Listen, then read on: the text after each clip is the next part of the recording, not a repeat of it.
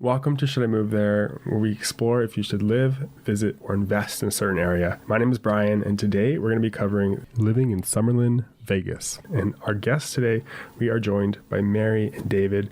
Mary and David, thank you guys so much for being here today. Of course, we love it. Thank you for having us, Brian. Awesome. Go ahead and introduce yourselves, guys. All right, so my name is David. I'm a Las Vegas realtor. I am married to this beautiful gal right here, and we work together. Mary does my marketing, and I do real estate. I'm also the host of the Vegas Faces podcast, where we talk with Las Vegas locals about what it's really like to live in the entertainment capital of the world. Mary, David's wife, and I've been in marketing for about 15 years, everything from like financial services to, working with different real estate agents, different brokerages. And for the last 5 years, I've been really focusing on real estate agents here in Las Vegas, different mortgage companies, different brokerages. So I'm sort of well-versed in everything that's going on in the Vegas real estate world. And we moved here in 2018 from Chicago. Yeah. And how long were you guys in Chicago for before that? Almost my whole life. He had just been there about like 7 or 8 years. And we started visiting Vegas a lot, just like, hey, this is fun. Let's make a little weekend trip to Vegas. And when we started renting a car to do some of the sightseeing, we started realizing, wow, people are living really good.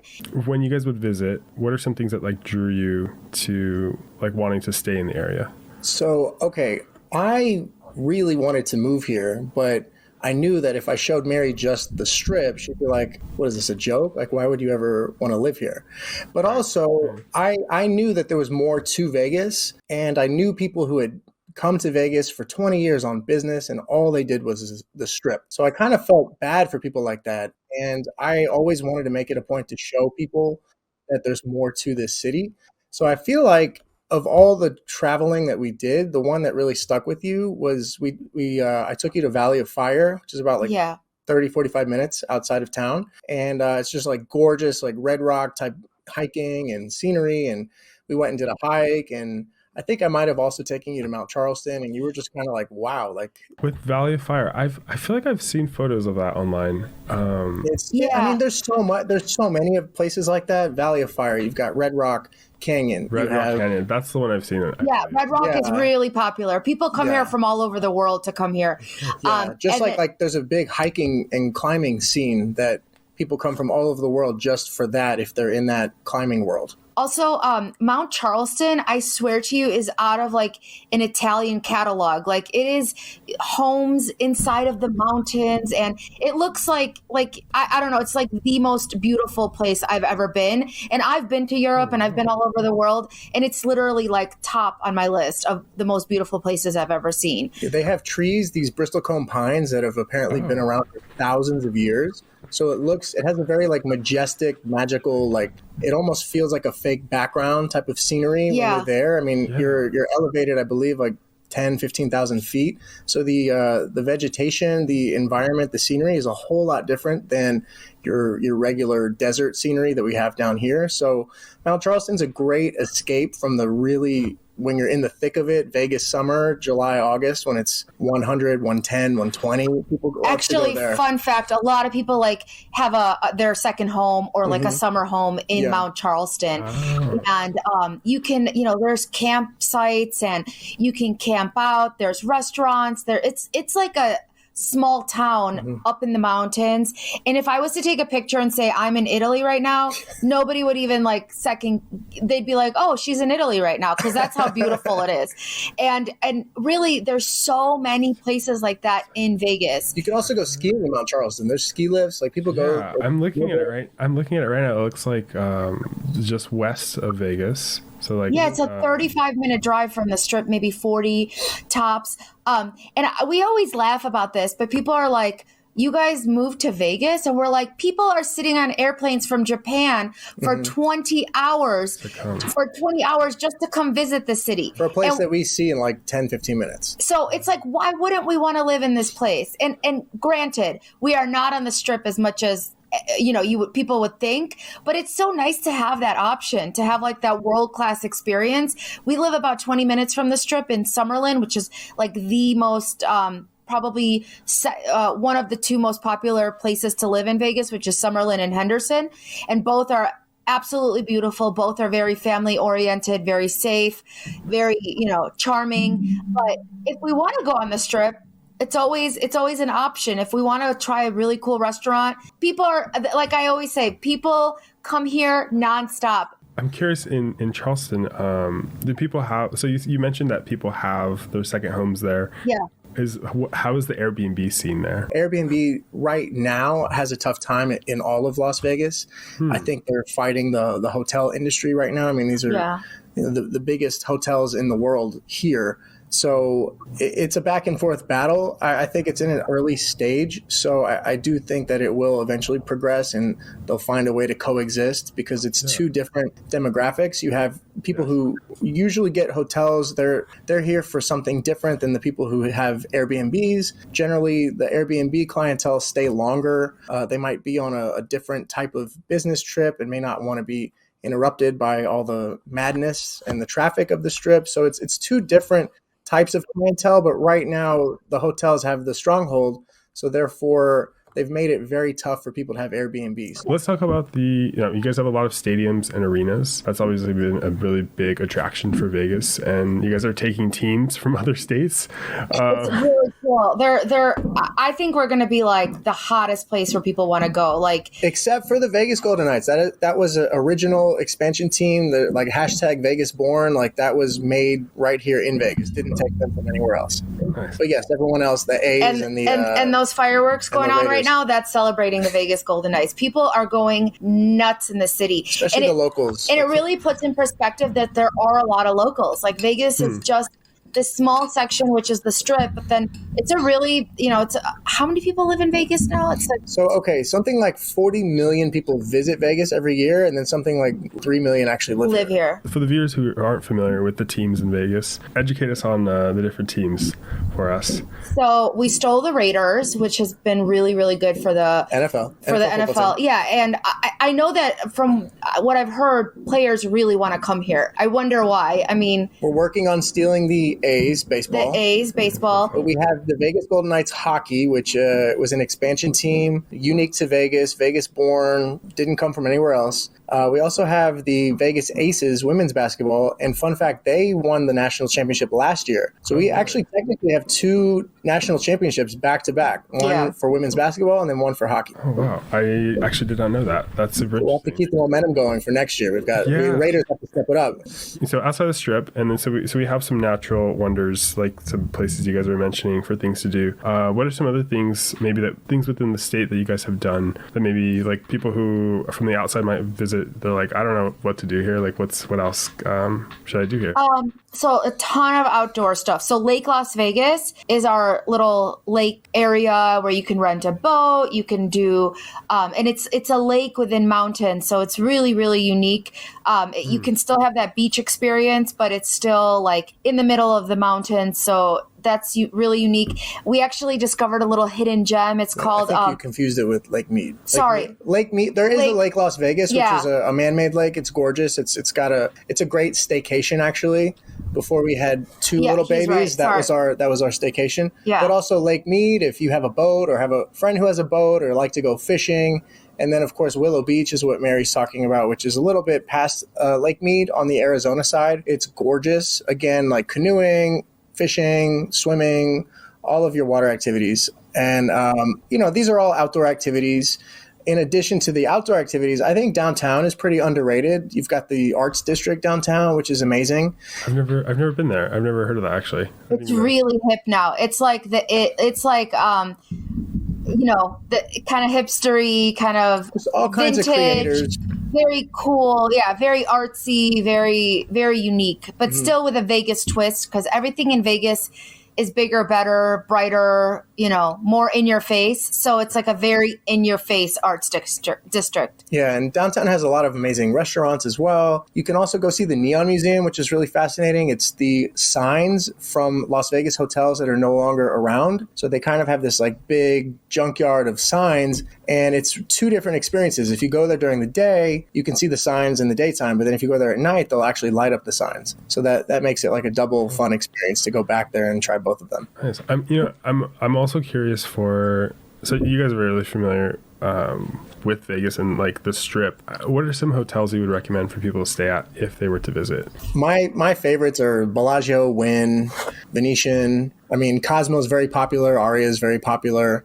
I kind of like that center Strip location just because of all the action that's going on. Anywhere from like Wynn, Venetian, all the way down to like Bellagio, Aria, Cosmo area. But also New York, and Park MGM, they have some really amazing things to walk around and go see. So really, I mean, you can't go wrong no matter where you're at. Those are just kind of my favorites. I'm always a fan of that waterfall at the Wynn, and our neighbor actually works on that waterfall. It's technically called the Lake of Dreams, but you can have a cocktail and enjoy the waterfall show. You can have probably my favorite part on the Strip is that waterfall. Completely free, by the way, too. Like it's not, you don't have to pay an entry to go see it. So anyone should go. It was very famous, like that whole waterfall, or like in the Ocean's 11 movies, or 12 and 13, I should say. What about eating on the Strip? So like some locations you guys would recommend for eating? Oh gosh. I mean, I would start with Bazaar Meat at the Sahara in terms of a really delicious steakhouse. And then down the street from that is the Golden Steer, which is also right by Sahara and Las Vegas Boulevard. And that's like a staple, like a Las Vegas steakhouse staple. So I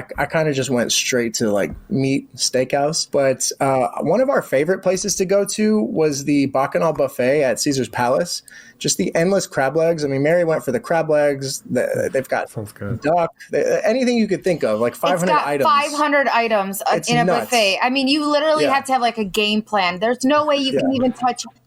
You can't even. I mean, I just literally go for the crab legs, but you literally have to have like, okay, I'm only touching the Italian and the sushi section, because otherwise you're just gonna. I mean, you're gonna not feel very good. But what's our little hidden, it's not really hidden, it's actually a staple on the Strip? The Pepper Mill. Oh yeah, I'm so glad you brought that up. So the Pepper Mill is celebrating their 50th year today, or not today, but this year. They're celebrating 50 years this year, and it's a diner, but it's Vegas style diner. So like it's got lights and it's very Vegasy. They have a hot tub in there. No one swims in it. Hot tub? Just there for show. And this is a diner to get your eggs and like. It's like there's a hot. It's just there for show. Okay. I was like, actually, I want to go in it. There's a bar around a hot tub that you just kind of.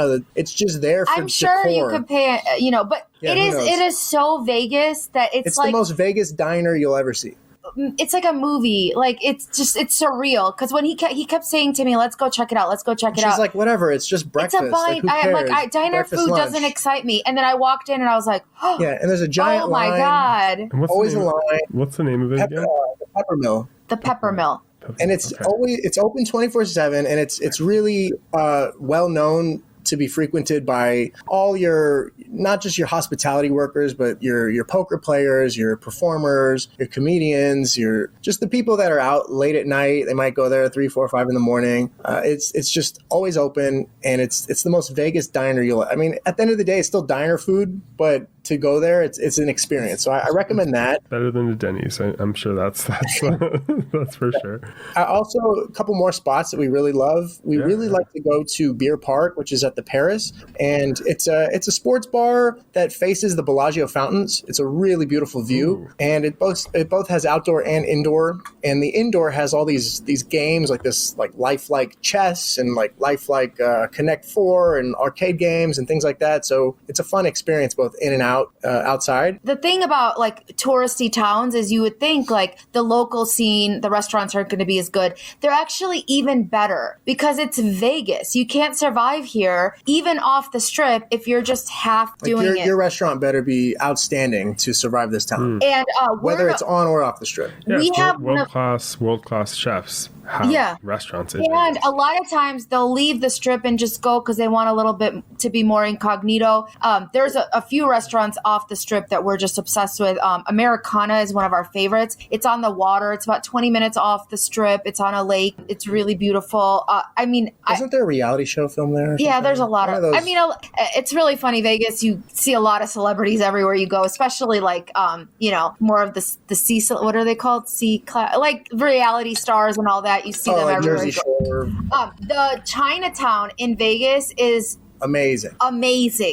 like you can literally come here for a week and still not try every restaurant that is really recommended in Chinatown. It's like the best chefs all over the country come and work in Vegas restaurants. You know, you really made it if you're in anywhere near the Las Vegas Strip, let alone, you know, even when you're on the outskirts or in Chinatown. I want to throw in some names, by the way. We love Weera Thai. That is our favorite Thai restaurant. We've never been to Thailand, but friends and family that we've taken to Weera Thai who have been to Thailand have told us that this is as close as it gets. Yeah. That's our favorite Thai spot. We love 888 Korean barbecue, and we also love 8-ounce Korean barbecue. One of them you cook it yourself, and the other one they cook it for you. And with us, we have a 3-year-old and a 1-year-old. We almost prefer the one where they cook it for you just out of convenience, but they're both delicious. There's Osaka Sushi, which fun thing that happened to me while I was waiting for Mary to meet me there for lunch. I see Pauly Shore there, and he's just I was going to ask you, so you guys mentioned celebrities. So like, what celebrities have you seen? Yeah. Oh, I have lots. We saw Carrot Top a couple times. Carrot Top you see around town. So I've run into Jane Fonda at Trader Joe's. Then where were they by? What were they? What I was trying to be really cool and calm and collected, and I could tell she had her really big sunglasses on, so she didn't want to be bothered. But OJ, apparently everyone and their mothers have run into OJ. I have not. He lives at like 7 minutes from us. And I think he just relocated to Florida, so I missed my opportunity. I'm so upset. But I also have blonde hair, and I probably should stay away from OJ if I'm smart. And then another one that was so sweet is Ronnie from Jersey Shore. Okay. We ran into him twice. That's like such a big one for Mary, and Brian's like, yeah, okay, cool. Like, I know. He was actually a really, really nice guy. I'll give it that. Like, okay, good. I never watched that show, but really, really nice guy. We actually ran into him twice, once at the airport and once at a froyo shop.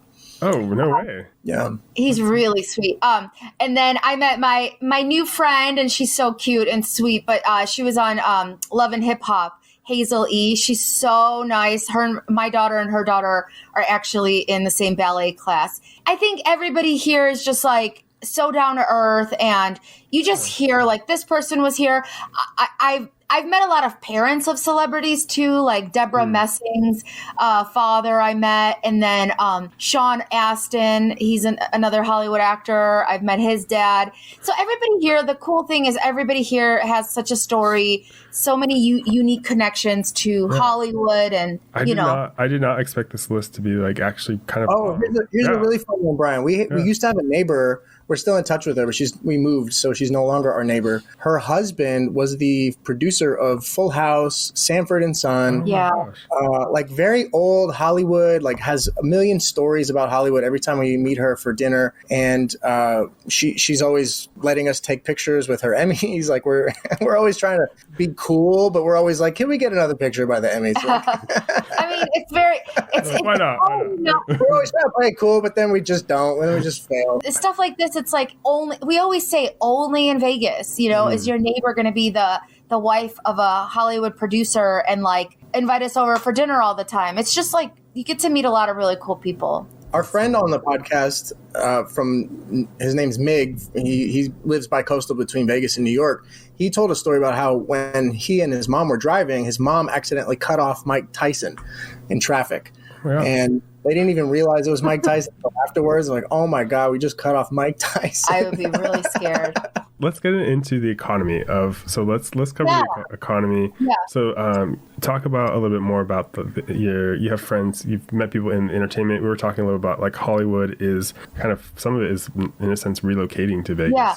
So here's the really cool part about Las Vegas. Per city, I think more money, I've heard this statistic, more money runs through Las Vegas per day than the rest of the country combined. So this is such a rich city, right? I mean, it's Las Vegas. It's embodied in glitz and glamour, and a lot of money flows through the city. And so but it's also a small town. So it's like you get to reap the benefits of this. Like you get to be invited to, I mean, we've been lucky, but we get to be invited to these really glamorous things and do some really cool things. But we still kind of feel like we live in a small city and have that small city feel. And so the economy, so a lot of the people that live here are really benefiting from the fact that it's a very rich city, right? I mean, so we don't pay a lot of taxes because the hotels, they sustain the city. Like this city would be nothing if it was not for these ginormous hotels and hospitality industry. So a lot of, like, we don't pay tolls here. And somebody explained it to me. Why would they make you pay tolls here? I mean, they make more money here that goes back into the city from the hospitality than any other city. I mean, there's no city that's comparable to the amount of hospitality that they bring in here, you know? Right. Some of the big, like, even like New York doesn't have as much hospitality, probably revenue as Las Vegas. So, and because people have, I feel like, I don't know, how else would you describe sort of the economy here? I mean, it feels like a rich city, but still like a small town. And it's still relatively cheap. I think you get a lot more for your buck here. So you have a lot of like New Yorkers, Chicagoans, people from LA moving here and being like, oh my God. Yeah, like it's a deal compared to what it's such a deal. I mean, sure, it's But who knows? But what's interesting about that is that will that change? And that's the big question mark that only time will tell, because as people relocate from larger cities like New York and places in New York and places in California, then do things get more expensive? Will we eventually get a toll? I mean, when we have the Oakland A's come here, part of the revenue is going to come from the people. It's both the team, the Oakland A's are going to have to pay, but also the city of Las Vegas is also going to have to pay. So what does that look like? Do the hotel prices go up? Do the resort fees go up? I mean, they're already charging for parking, which has been a huge debate. And a lot of people are mad at that because they say, why is the casino charging for parking? They already get our money in every other way.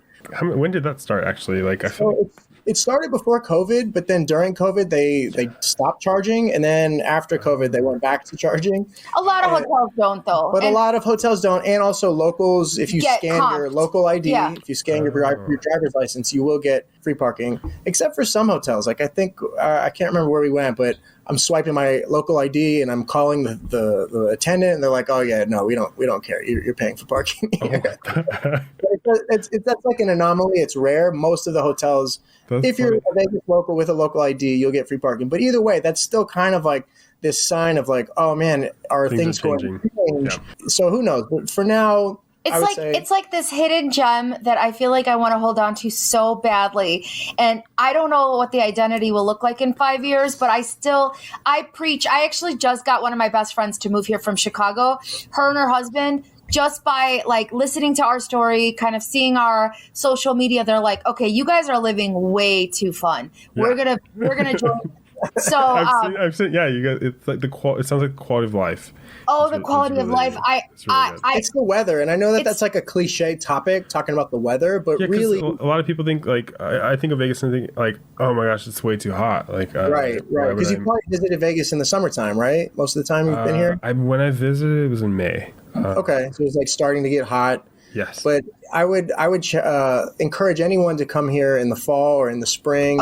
Even like the winters, if you've lived. I mean, we lived in Chicago. The winter here is very mild compared to any Midwest or East Coast, or even if you're from Seattle or somewhere in the Pacific Northwest, even. So it makes life easier when the weather's easy. Always sunny, very little rain. I pretty much in the winter can sustain on a jean jacket. So, I mean, to me, that's like just a huge upgrade from the life I had in Chicago. And every day is sunshine. Actually, the days when it's gloomy, I'm like, yes. It's kind of fun because we don't get a lot of rain. We never get gloomy days. So in the weather, I always tell people like those 2 months of extreme heat, they're not fun. But where is it fun? In the summertime. Are you telling me that where my parents are in Florida is super fun those 2 months, or where his family's from in Houston. Is that fun to be in humidity? And even Chicago, like you're waiting all year for the summertime in Chicago, and it's still like a humid mess in the summertime. Like so that's August, September for you guys, or is that July, August? No, it's July and August are pretty bad. But then here's what I tell everyone. So we get these 2 months of like, whatever, you sit in air conditioning and go to the pool a lot. But then we literally have 9 months of gorgeous weather, like gorgeous. Yeah, it's pretty There's fantastic. literally probably 2 weeks in the winter where it's like, oh, it's kind of cold. Let me get my winter jacket. And then the rest is like sunshine and butterflies. So I don't know. What's the hottest it's been? Like, we've definitely had like close to 120. 120, yeah.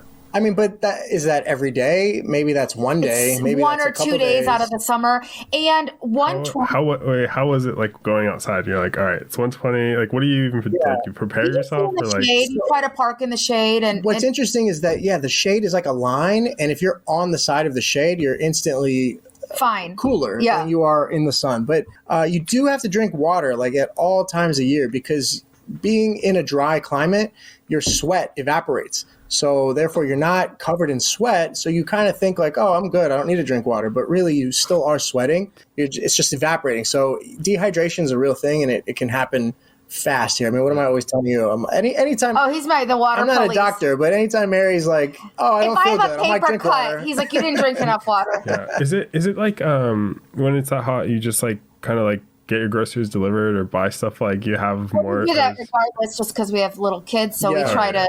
We're very efficient with our time, but sure, you are quick and efficient, absolutely. But even where you're from in LA, like on a really hot day, if it's 100 and I don't know what 100 degrees, 105 it's is like not enjoyable either. You're still gonna just like run to your car, run to your house, go to a pool. So if it's pre-cool my car. Yeah. Well, if it's 100 in California with a little bit more humidity, or 110 here with no humidity, it's sort of comparable. I don't know.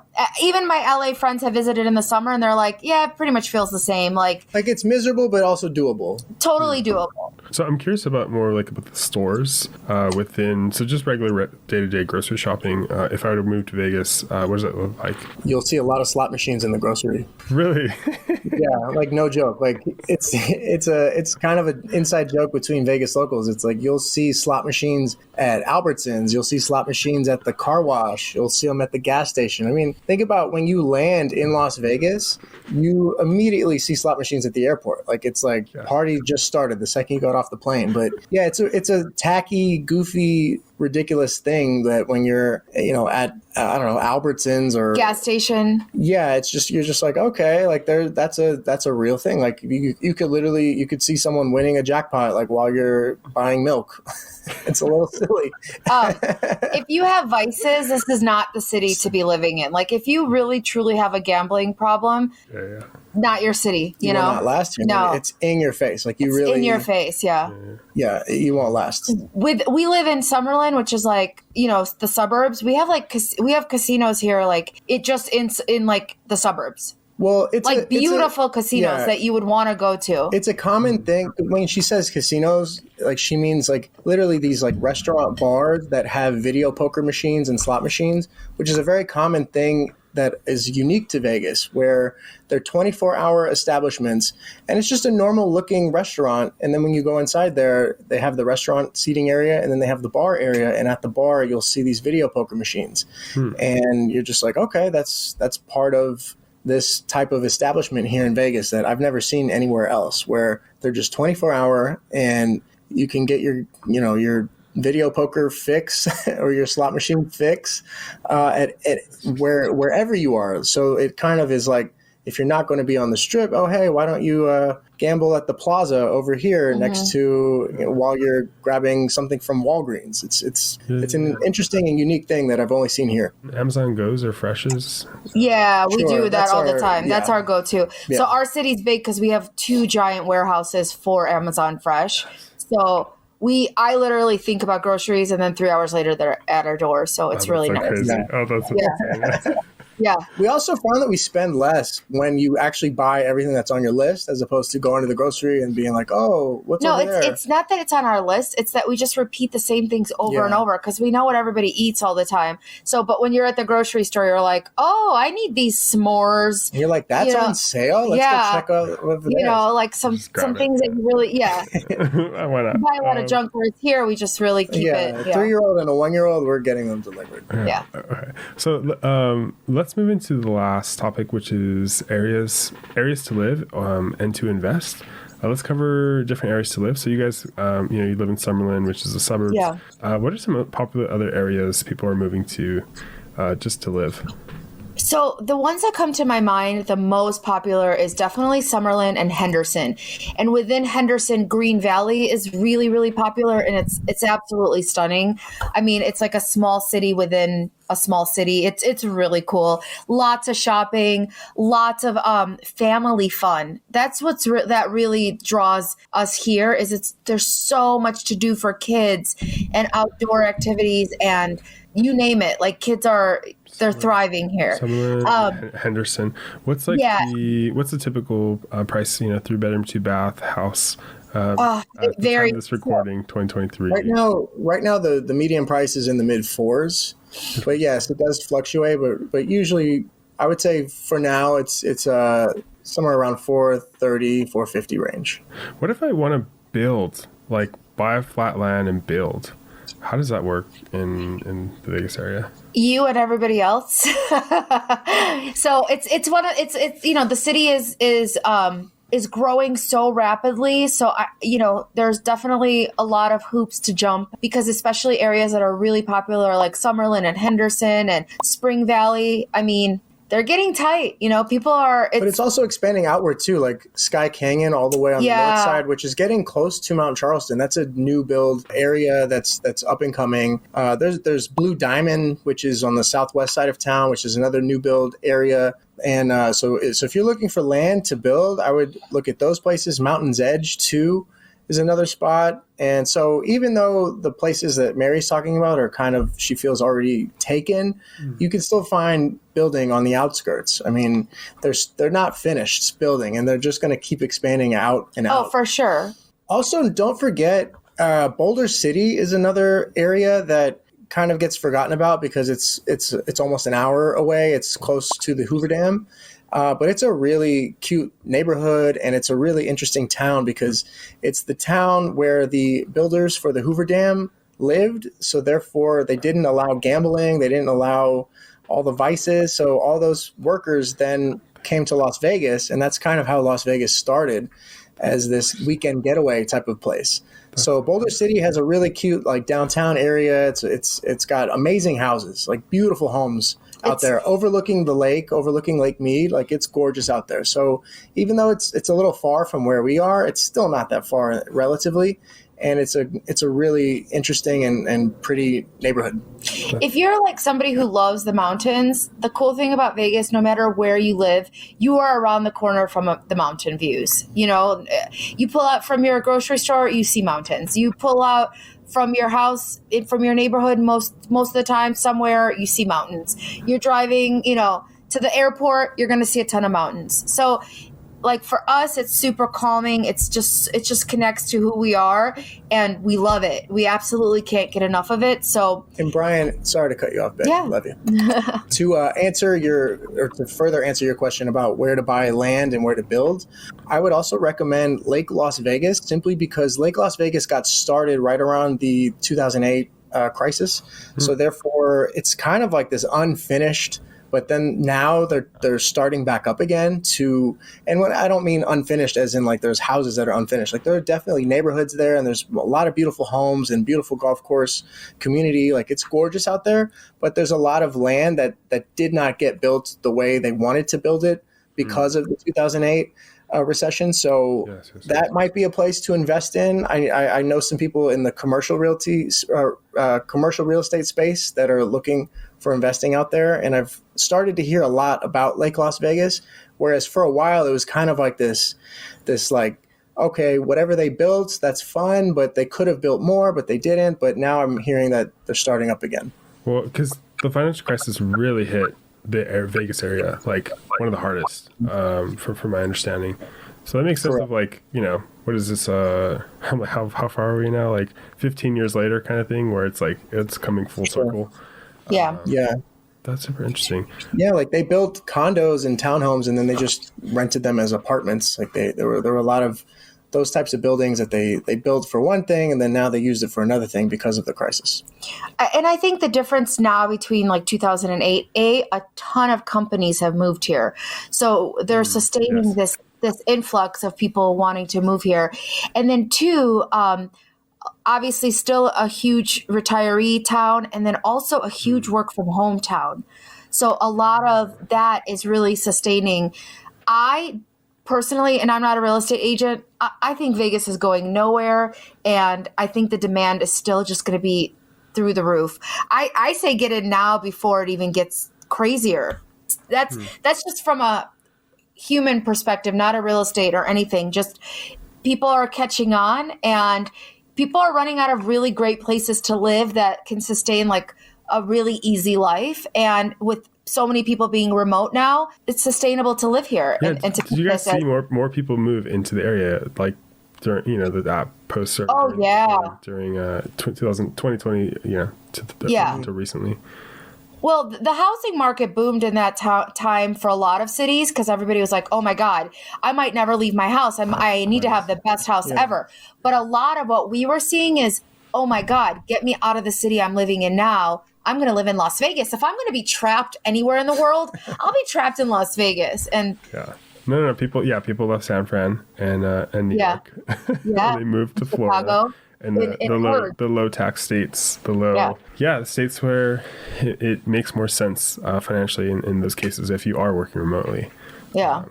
That's super interesting. Okay. Tesla, they have their Gigafactory in Nevada. I don't know where it's located, but do people commute or work there? How does that? I don't know if you guys know anything about. Well, I know Elon Musk does not let remote work slide. Oh no, sorry. At the factory.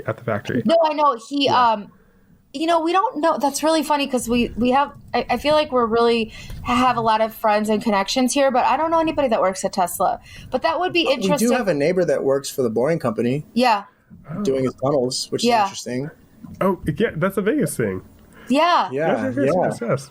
They're predicting that in a few years that we could literally, Brian, you and I, we could just meet up for coffee and it'll be like a 50-minute train ride, and it's going to go at like 250 miles an hour.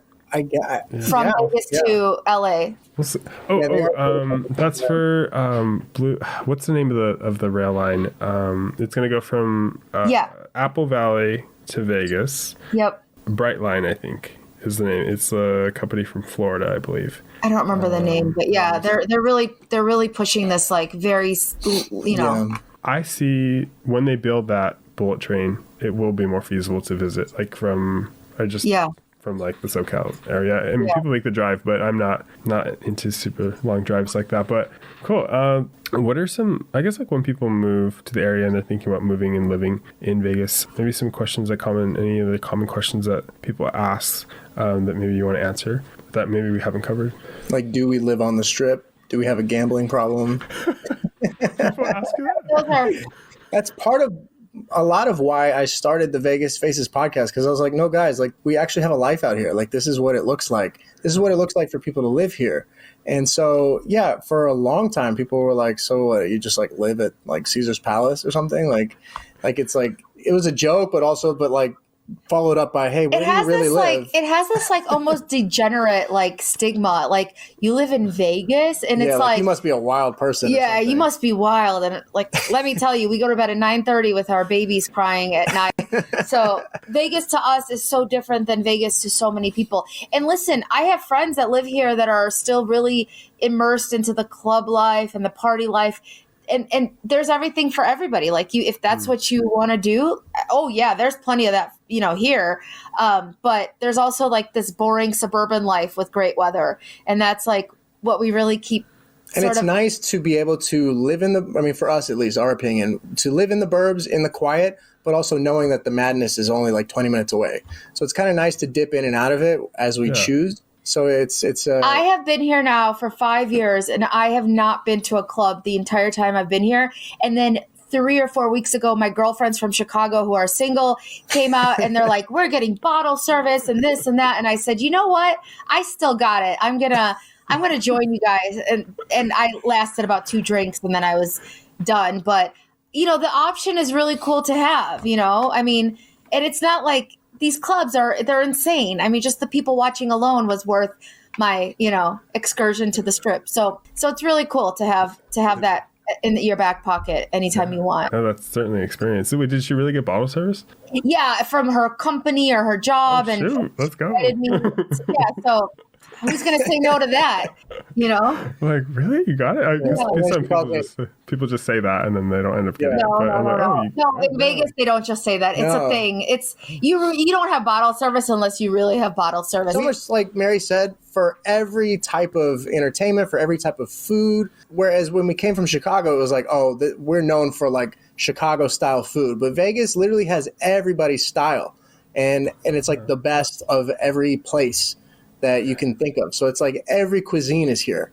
Oftentimes our friends from Chicago and where we're from and stuff will laugh and they're like, are you guys like the new spokespeople for Vegas? And we're like, yeah.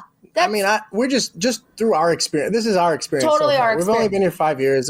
Sure, some people hate it and moved out of it and, moved on from Vegas. But for us, it's like, wow, it's really cool. Yeah. For you guys, is it, so you guys are all in, do you guys see yourself living in Vegas for the foreseeable future? Yeah. 100%. Yeah. I can't see where I would love life like more than I love it here. Listen, California would be close, but there's, it's the cost of living is insane. But I've always been like I love the West Coast. I love everything about the crisp air and the everything about it. But yeah, with California, it would be taking a step back and just the quality of life and, the type of house we could have and the type of, things we could afford there. But Vegas, you just feel alive, that's how I explain it. I feel very alive here. There is an energy here that it's an uplifting, energetic, go, fun energy out here. Like the second you land, you feel it and you're like, like it's just it's an electric energy. I can't explain Glitter it. sparkles in your face all the time. Yeah. There's a vibe. Like even when you just drive through the Strip, not even stopping anywhere, just the lights, you can feel something that it just makes you. Why. I feel like one day there'll be like some kind of Disneyland theme park there. They're just like moving. Yeah. Nothing would surprise me. I mean, since we've been here, they almost got the A's, the Raiders, hockey started. I mean, it's just it doesn't end. It's an entertainment capital. Yeah, it's the entertainment capital of the world. So whatever comes, nothing will surprise us, and we get to I guess maybe some people say, well, it's a hospitality capital of the nation. Yeah. And then it's becoming an entertainment capital as as people leave California and other places. That's true. Yes. That's so interesting. I guess I didn't really realize that until you guys are like now the more we're talking about it and stuff. But awesome. Yeah, I guess we'll wrap it up there. Yeah. Okay. So guys, if you have any other additional questions, David and Mary are the people to talk to. You guys are the faces of Vegas. I feel like in terms of we try. Yeah, no, it's so good. And I'm sure in your podcast you talk more about it, right, David? Yep. All about it. You, Mary. Awesome. And then, we'll have all your information, show things like that in the description, guys. Let us know in the comments what you guys think about Vegas, if it's for you, not for you. And let us know what you think about just anything and everything. But yeah, we'll go leave there. And until next time. Brian, you've been an amazing host. Thank you so much for having us.